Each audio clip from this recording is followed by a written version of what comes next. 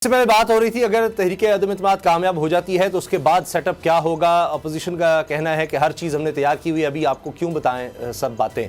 तो गुलाम रज़ा साहब, उसके बाद जिस तरह मैंने सवाल किया था कि इमरान खान को कुछ फ़ायदा हो सकेगा उससे कि उनके ऊपर से सारे दाग धुल जाएंगे, महंगाई, बेरोज़गारी, कि ये नहीं कर सके और फिर वो दोबारा ज़ाहिर है कि अपोजिशन के हवाले से वो बात कर सकेंगे, मैं फिर अपोजिशन में आ गया और शायद खैबर पख्तूनख्वा की हुकूमत तो उनके पास रहेगी, वो भी उनके एक एडवांटेज उसके बाद रहेगा और क्या अपोजिशन सब चीज़ें संभाल लेगी। बहुत मुश्किल हालात होंगे, बेशक खान साहब के ख़िलाफ़ तहरीक कामयाब हो या नाकाम हो, दोनों सूरतों में खान साहब के लिए भी या आने वाला जो भी होगा उसके लिए भी, क्योंकि इस वक्त जो पेट्रोल प्राइसेस हैं, ऑयल प्राइसेस हैं, पूरी दुनिया में वो अपनी हाईएस्ट जो पीक है उसके ऊपर वो खड़ी हैं और आने वाले दिनों में फर्दर इसको देख रहे हैं। जो मार्केट एनालिस्ट हैं वो ये बता रहे हैं कि ये इससे भी कहीं आगे जाएंगी। इवन के डॉलर की ट्रेड भी जो इकोनॉमिस्ट हैं वो भी ये बता रहे हैं, क्योंकि हमने सारी ऑयल और हमारी इकॉनमी तकरीबन आलमोस्ट जो है वो डॉलर के साथ पैरेलल हम मतवाजी चला रहे हैं, मईशत डॉलर के ऊपर इन्हिसार है। तो अगर डॉलर 200 रुपीज़ तक चला जाता है या 200 से क्रॉस कर जाता है तो आप ये देखें कि ये महंगाई का तूफ़ान, वो अगर मौलाना फजल रहमान हों, जरदारी साहब हों, नवाज शरीफ के भाई शहबाज शरीफ हों या खान साहब इसी तरह से हों जैसे इस वक्त हैं, ये किसी के भी बस की बात नहीं रहेगी। तो ये कहना कि जी वो बड़ा कोई दूध और शहद की नहरें, ये पॉलिटिकल रिवेंज हैं, वो अपना उनका रिवेंज निकल जाएगा। लेकिन अगर इसके जिस तरह से खान साहब कह रहे हैं और पुकार रहे हैं कि मेरे ख़िलाफ़ कई बैरूनी हाथ इस वक्त लगे हुए हैं, अगर वाकई बैरूनी हाथ उनके पीछे लगे हुए हैं तो फिर और कुछ हो ना हो, खान साहब का एहतसाब ज़रूर, जिस तरह का एहतसाब उन्होंने किया है उस तरह का एहतसाब ज़रूर शुरू हो जाएगा। और फिर ये वाली बातें जो खान साहब करते रहे हैं इनका भी पूछा जाएगा। फिर इसके साथ साथ ये भी आप देखें कि वो खान साहब ये नहीं है कि वो अब पुराने वाले खान साहब होंगे, अब वो अवाम का नशा भी उतर चुका है। जो एक हीरो का था नशा, जो एक क्रिकेटर का नशा था, वो खान साहब का तो पता नहीं उतरा कि नहीं उतरा, लेकिन अवाम का काफ़ी हद तक उतर गया है। अच्छा। तो वो जिस तरह से तकरीरें और मजमे और सारा उसकी बात करना उसके हवाले से, चोर डाकू लटेरे, तो वो भी लोगों को सारी समझ आ चुकी है। फिर ये इनके हवाले से बहुत सारी चीज़ें वो भी सामने आएंगी। अच्छा। लेकिन जो अगर बार बार ये जिक्र जो कर रहे हैं कि मैंने तो एनालाइज़ किया है कि बहुत सारे हमारे हुक्मरान यही नारे लगाते आए हैं कि वो हमें बाहर से हमारा एक हाथ था, वो हमारी जो हुकूमत है वो ख़त्म करने के दर पे था। अब पता नहीं वो हाथ किसी को नज़र आता है या नहीं नज़र आता। अच्छा। लेकिन अगर इलेक्शन की तरफ हम जाते हैं, एक दो महीनों के बजट पेश होने के बाद अगर हम इलेक्शन की तरफ जाते हैं सितंबर अक्टूबर में, तो आवाम को एटलीस्ट ये होगा कि जून तक तो पैसे अब बढ़ने या कम नहीं होने पेट्रोल के, क्योंकि ये कैप कर दी है। आने वाला बंदा भी जो है वो भी इसको करके और डी कैप नहीं कर केयरटेकर सेटअप पर दे जाएगा, वो उनको भी ये केयरटेकर सेटअप पर दे जाएगा। तो वो जी, और तो अगले उसमें भी अगर वो हम इलेक्शन की तरफ जाते हैं तो फिर फ्रेश मैंडेट के साथ कोई भी आ जाए तो लेवल प्लेइंग फील्ड जो है ना, अब खान साहब को वो नहीं मिलने वाला जो इससे पहले। में फिर इमरान खान साहब होंगे, अपोजिशन में तो फिर इमरान खान साहब होंगे और उनकी भी मतलब बीच में शामिल करने पड़ेगा उनकी भी राय को कि एक केयरटेकर सेटअप कैसा होगा। वो 3 महीने के लिए तो कम से कम वो लाना होगा, क्योंकि उसके बगैर तो मामला नहीं चल सकता, वो भी आईनी तौर पर है और किसी न किसी गवर्नमेंट को तो रुकना होगा कुछ अरसे के लिए, जो इन्होंने अनडू करने हैं ये जो चीज़ें।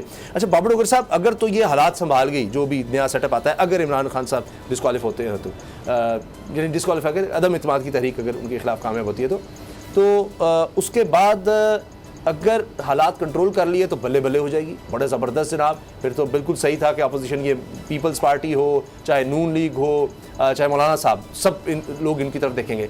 अगर ये हालात ना संभाल सके तो ये तो एक बहुत बड़ा बैगेज बन जाएगा कि वो सारा जो बोझ था 4 साल का, जितने भी मसाइल थे, वो सारा तो इनके खाते में आ जाएगा।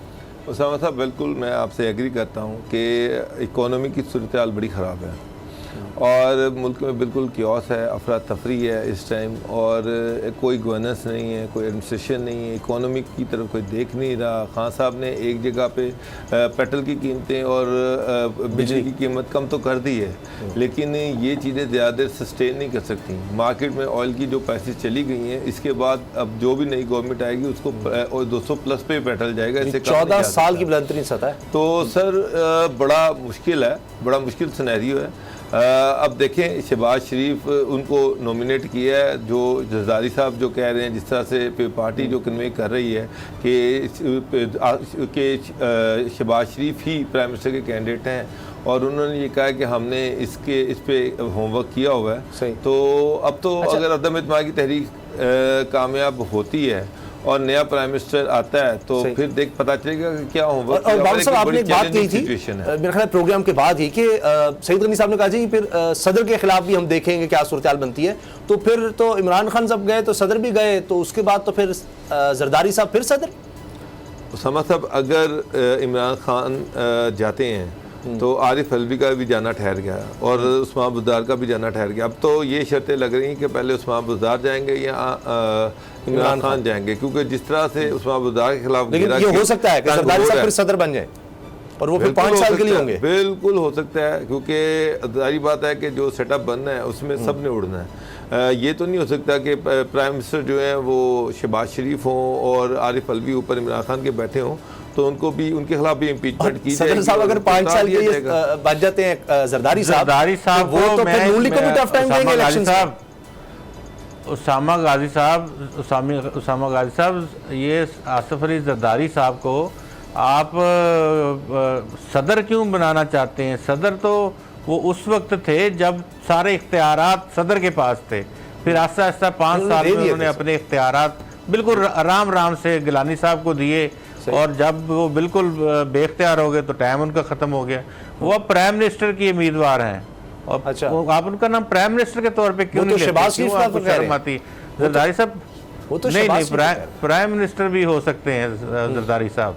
वो किस फार्मूले से होंगे? क्योंकि उन्होंने खुद अनाउंस किया है कि जनाब शहबाज शरीफ, बिलावल ने भी ये कहा है कि शहबाज शरीफ होंगे। तो खुद कह रहे हैं। शहबाज शरीफ की बात नहीं की, शहबाज शरीफ की बात नहीं उन्होंने की, उन्होंने कहा कि हम इस सीट पर किसी शरीफ आदमी को लाएंगे जी। नहीं, उससे पहले तो शरीफ आदमी जरदारी साहब से तो ज्यादा कोई नहीं है, बिल्कुल बात है। लेकिन उसके बाद वो फिर नून लीग को, बिलावल ने ये कहा कि नून लीग के पास ये सीट जाएगी क्योंकि नून लीग की मेजोरिटी है, उनका पोजीशन लीडर है, तो उन्हीं का पहला राइट है। लेकिन शायद गुलाम साहब हवाला क्लैरिटी के साथ बिलावल सर वादे वही कोई लिख के भी कुछ दे, वो कुरान हदीस तो नहीं, वो कहते हैं जी होते हैं, तो इस वजह से बदला भी जा सकता है, सियासत में कुछ हो सकता है। तो जनाब बहुत ही दिलचस्प सूरत हाल है इस वक्त मुल्क में देखी जाए, लेकिन अल्लाह खैर करे, एक अदम इस्तेहकाम की कैफियत तो फिर बनेगी कम से कम कुछ अर्से के लिए। लेकिन अगर अपोजिशन कामयाब हो भी गई तो उसके बाद भी उनके लिए चीज़ें संभालना आसान नहीं होगा। फिर चाहे लाख दफ़ा कहते रहे हम तो आए 3-4 महीने के लिए या 6 महीने के लिए थे या साल के लिए थे, हम कैसे संभालते, फिर शायद लोग ये भी ना सुने। सब्सक्राइब करें और बेल दबाएं ताकि कोई खबर रह न जाए।